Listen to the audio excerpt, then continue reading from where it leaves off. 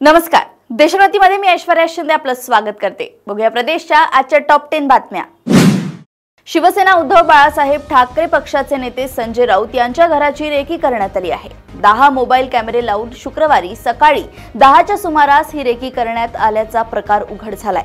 या प्रकरणानंतर खळबळ उडाली आहे। या संदर्भात विधिमंडळातही प्रश्न उपस्थित करण्यात आलाय। रेकी करणारी गाडी उत्तर प्रदेश किंवा बिहार मधील असण्याची शक्यता संजय राऊत यांचे भाऊ सुनील राऊत यांनी व्यक्त केली आहे। दरम्यान या प्रकरणी गुन्हा दाखल करण्यात आला असून पोलिसांनी तपास सुरू केलाय।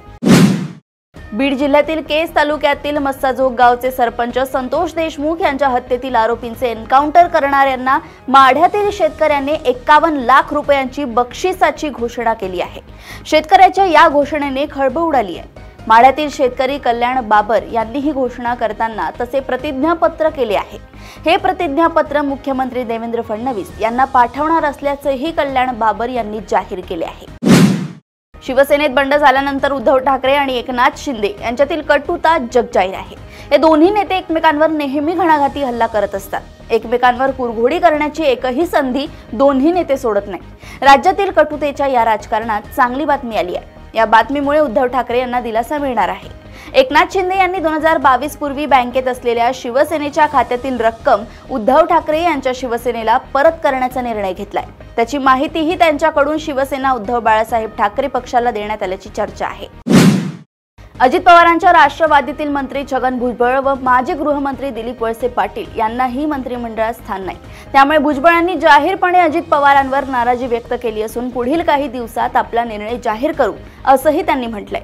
मात्र भुजबळांसह मंत्रिमंडळ विस्तारात स्थान न मिळाल्याने पुणे जिल्ह्यातील पिंपरी मतदारसंघाचे आमदार अण्णा बनसोडे यांनीही नाराजी उघड करत अधिवेशन सोडून मतदारसंघ गाठलाय। मस्साजोग येथील सरपंच संतोष देशमुख यांची हत्या करण्यात आली। या घटनेचे पडसाद विधिमंडळाच्या दोन्ही सभागृहात पहिल्या दिवसांपासून उमटत आहे। या प्रकरणी सभागृहात झालेल्या चर्चेला उत्तर देताना मुख्यमंत्री देवेंद्र फडणवीस यांनी पोलीस प्रशासनाने कारवाई करण्यात कुचराई केल्याचे विधानसभेत सांगितले। त्याचबरोबर बीडच्या पोलीस अधीक्षकांची बदल करण्याचा निर्णय घेतला असल्याची घोषणा केली। मुख्यमंत्री देवेंद्र फडणवीस यांनी ज्या तारांनी संतोष देशमुख यांना बांधले होते त्याचे फोटोही सभागृहात दाखवले। या प्रकरणावर बोलताना देवेंद्र फडणवीस यांनी ज्यांचा या प्रकरणात समावेश असेल, मग भूमाफिया असेल, तरी त्यांच्यावर मकोका लावू असा इशारा फडणवीसांनी दिलाय। कल्याण पश्चिमेकडील योगीधाम परिसरातील अजमेरा हाइट्स इमारतीमध्ये एका मराठी कुटुंबाला अमराठी माणसाने बेदम मारहाण केल्याचं प्रकरण काल समोर आलं असून त्यामुळे राज्यातील वातावरण अतिशय तापलंय। या प्रकरणाने मोठा गदारोळ माजला असून त्याचे पडसाद आजच्या हिवाळी अधिवेशनातही उमटले। आता या प्रकरणी एक मोठी अपडेट समोर आली असून मराठी कुटुंबाला मारहाण केल्याप्रकरणी 2 आरोपींना अटक करण्यात आली आहे। कल्याणमधील खडकपारा पोलिसांनी ही कारवाई केली आहे। या प्रकरणात 10 जणांविरोधात गुन्हा दाखल करण्यात आलाय। मात्र या घटनेतील मुख्य आरोपी अखिलेश शुक्ला हा अजूनही फरार असून त्याच्यासह इतर आरोपींचाही पोलीस कसून तपास घेत आहेत। एक मोठी बातमी समोर येत आहे। गुरुवारी कल्याणमधील एका हाय प्रोफाईल सोसायटीमध्ये मराठी कुटुंबावर हल्ला झाला। ही घटना ताजी असतानाच आता ठाण्यातूनही एक धक्कादायक घटना समोर आली आहे। ठाण्यातील विवियाना मॉल परिसरातील ही घटना आहे। विवियाना मॉलमधील परप्रांतीय सुरक्षा रक्षकाकडून महिला रिक्षा चालकाला मारहाण करण्यात आली आहे। मनसेकडून या घटनेची गंभीर दखल घेण्यात आली असून या घटनेबाबत जाब विचारण्यासाठी मनसे नेते अविनाश जाधव आणि कार्यकर्ते विवियाना मॉलमध्ये पोहोचले आहेत। मॉलमध्ये खरेदीसाठी आलेल्या ग्राहकांचं भाडं नाकारल्याच्या वादातून ही मारहाण झाल्याची माहिती समोर येत आहे।